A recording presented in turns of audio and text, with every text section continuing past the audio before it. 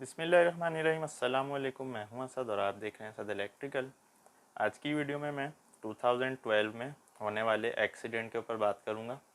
जिस वक्त मैं अलाइड इंजीनियरिंग कैटरपिलर डीलर के पास जॉब करता था, तो हमारा जो काम के सिलसिले में इंटीरियर सिंध और बलूचिस्तान के मुख्तलिफ़ शहरों में जाना होता था।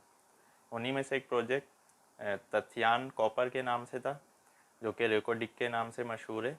ईरान और पाकिस्तान के बॉर्डर पर कोहे तफ्तान से थोड़ा सा पहले नौकुंडी के मकाम पर है। तो नॉर्मली हम बाय एयर जाते थे दालबंदीन, यानी कराची से दालबंदीन, और दालबंदीन से बाय रोड 2 से 3 घंटे का रास्ता था। तो इस तरह हम वहाँ ट्रैवल करते थे। तो एक बार हम ट्रबल शूटिंग पे गए C-15 जनरेटर की।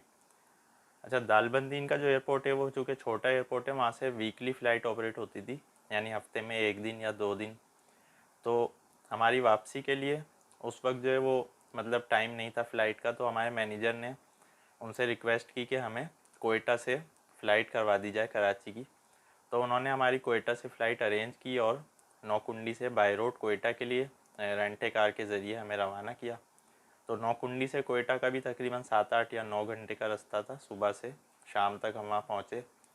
तो जब हम कोयटा में इंटर हुए तो मेरे मैनेजर की कॉल आई कि कोयटा एयरपोर्ट पर PIA की कोई फ़्लाइट लैंड कर रही थी, जिसके दौरान उसका टायर बस्ट हो गया और उसकी वजह से रनवे ख़राब हो गया। और कोयटा का जो एयरपोर्ट है वो एक हफ़्ते के लिए अब वहाँ की सारी फ़्लाइट जो है वो कैंसिल हो गई। तो मैंने कहा अब क्या किया जाएगा। तो उन्होंने कहा कि मैं इनसे रिक्वेस्ट करता हूँ कि ये बाय रोड आप लोगों को कराची भेजें। तो उस पर मैंने थोड़ा सा रेजिस्ट भी किया, लेकिन चूँकि ऐसा माहौल बन नहीं रहा था तो फिर हमने कहा चलो ठीक है, बाय रोड चले जाएंगे।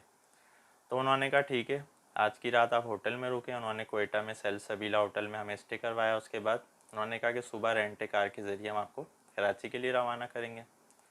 तो हुआ ये कि सुबह 10-11 बजे का उन्होंने टाइम दिया।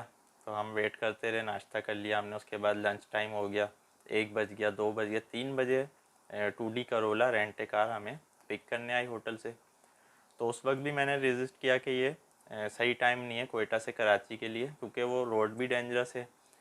फिर जो है वो यानी कि वो 2 वे रोड है और वहाँ पर जो एक्सीडेंट के चांसेस है वो ज़्यादा होते हैं। और फिर बाय रोड का जो रास्ता है वो वैसे भी थोड़ा सा सेफ़ नहीं होता था।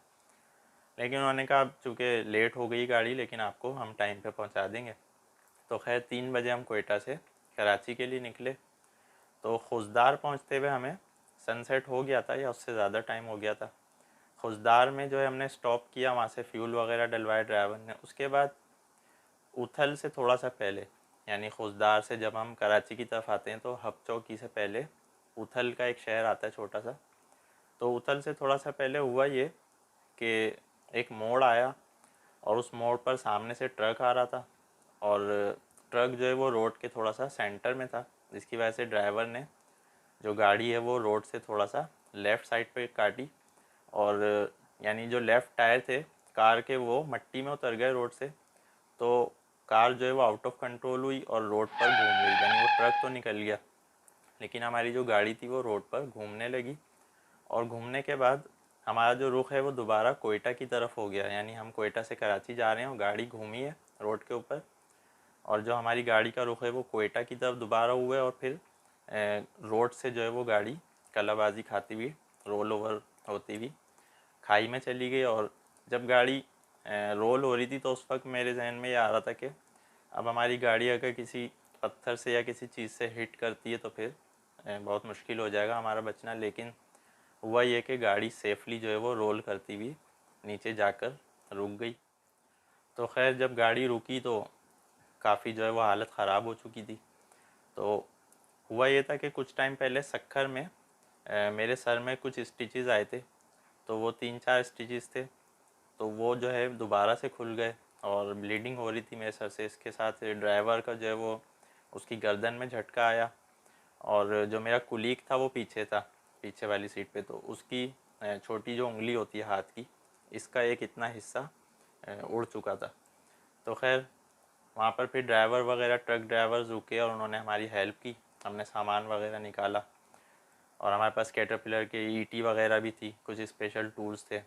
फिर मैंने अपना गिलासेस तलाश करना शुरू किया। मैंने सोचा शायद टूट गया होगा, लेकिन गिलासेस जो है वो मेरा सही था। फिर मैंने मोबाइल देखा तो सीट के नीचे से मोबाइल भी मिला। तो इस तरह हमने सामान कलेक्ट करके हम दोबारा रोड के ऊपर आए।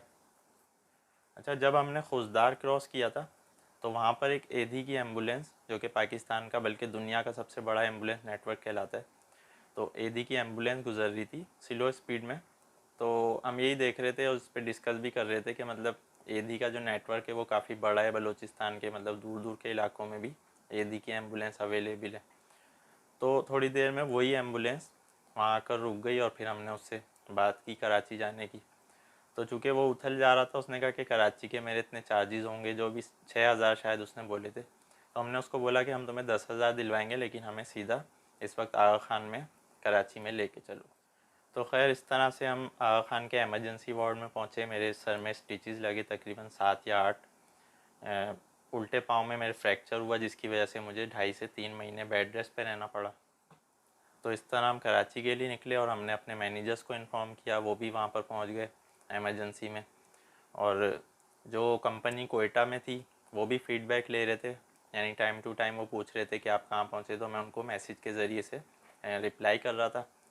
तो जब एक्सीडेंट हुआ तो मैंने उनको रिपोर्ट किया कि हमारा यहाँ पर एक्सीडेंट हो चुका है, गाड़ी हमने यहाँ पर छोड़ दी और हम कराची के लिए एम्बुलेंस में रवाना हो गए। तो ये 2012 फरवरी के महीने की बात है। और उसके बाद से भी मैंने कभी कराची से कोयटा बाय रोड ट्रैवल नहीं किया, हम बाय एयर जाते थे।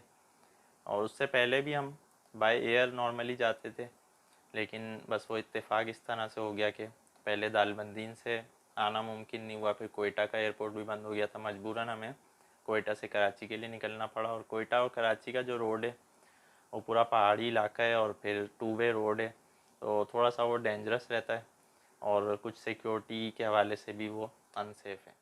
उसी बेड रेस्ट के दौरान मैंने कैटरपिलर की ये अपनी रेफरेंस बुक भी लिखी थी और काफ़ी मैंने रीडिंग्स वगैरह की किताबों की। तो खैर एक्सीडेंट टफ़ टाइम तो था वो, लेकिन उसके साथ साथ काफ़ी पॉजिटिव चेंजेस भी आए। बहरहाल ये मेरी कुछ दास्तान थी एक्सीडेंट की। उम्मीद है आज की वीडियो आपको पसंद आई होगी। आज के लिए इतना ही, नेक्स्ट वीडियो तक के लिए इजाज़त दीजिए। अल्लाह हाफ़िज़।